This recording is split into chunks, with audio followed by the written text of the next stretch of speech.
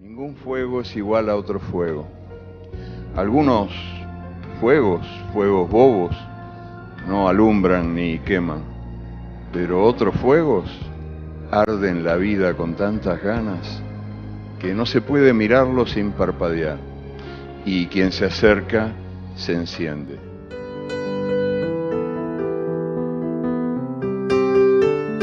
El 3 de septiembre de 1940 se encendía en Montevideo la llama de Eduardo Galeano, aunque claro, el mundo todavía no lo conocía con ese nombre.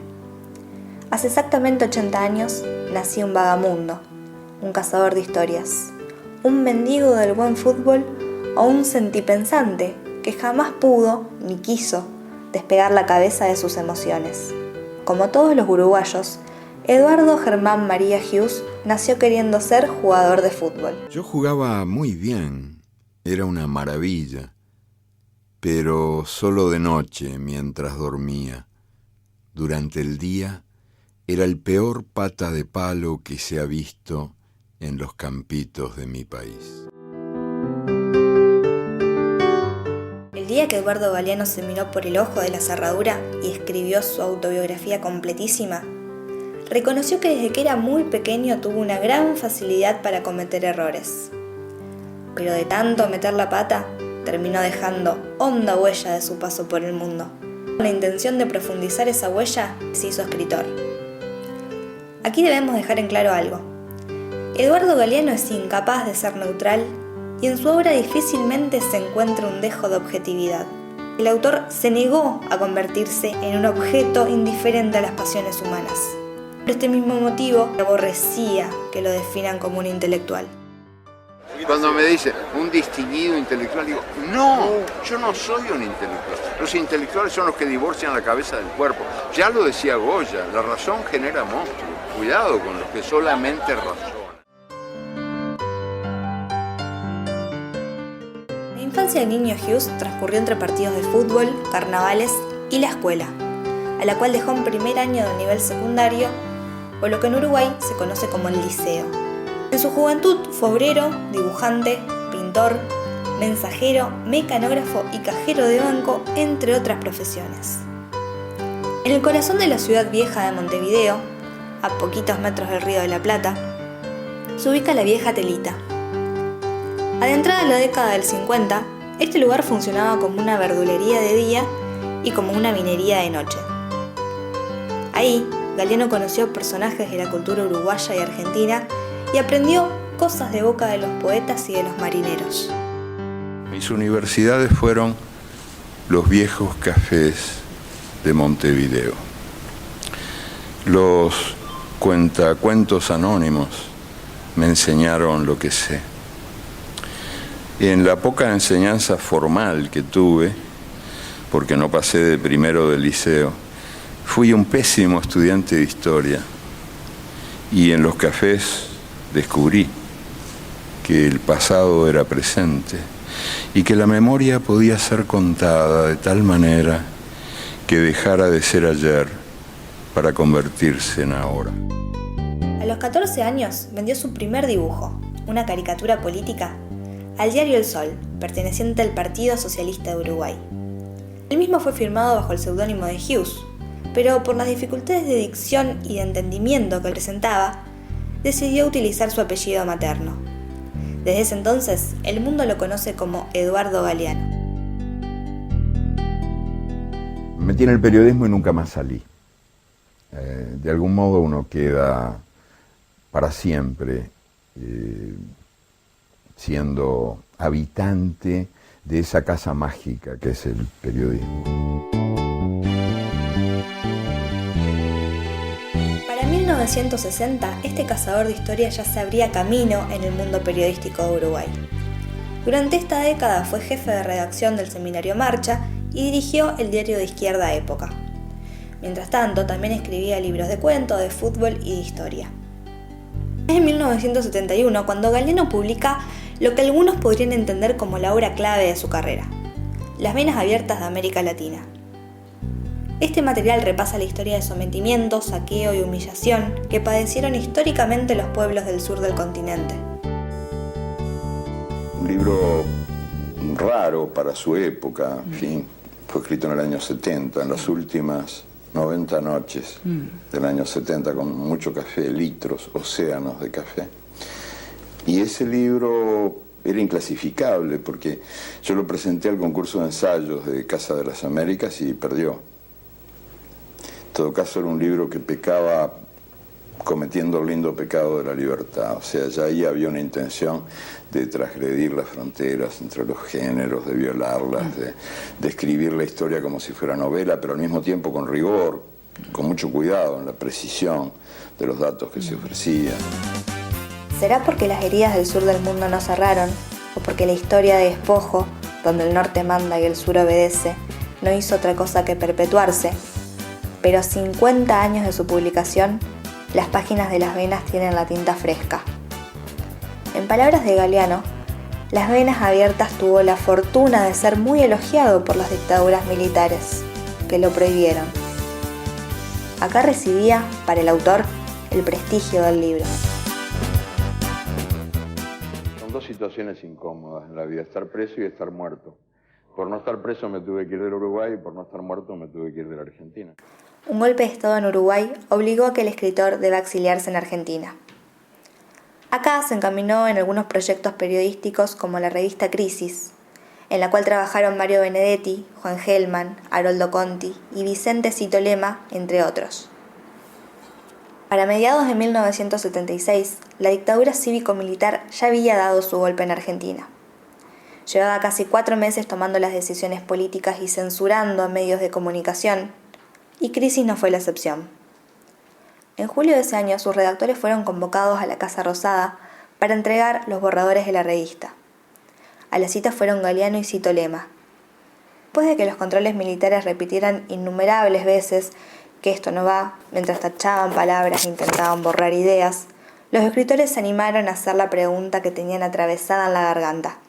Haroldo Conti, trabajador de Crisis, estaba desaparecido y la dictadura no les permitía denunciar los hechos en la revista. Preguntaron, pero como era corriente en esos tiempos, no obtuvieron respuesta. Los periodistas dedujeron, entonces, que su compañero no iba a regresar. Y yo he llegado a la conclusión de que esta especie de pasión por los no escuchados, por los vencedores, por los humillados, por los despreciados, proviene del hecho de que yo desde temprano sospeché que eran esos los que tenían algo interesante que decir. El clima de censura, represión y desapariciones marcó el fin de Crisis.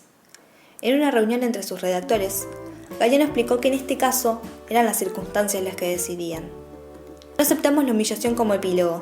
A Crisis no la agacha nadie. La vamos a enterrar parada como vivió. Fue la arenga con la que la revista dijo adiós. Galeano empacó sus maletas, sus agendas, a las cuales llamaba Porky, y sus libros, y partió para el viejo continente.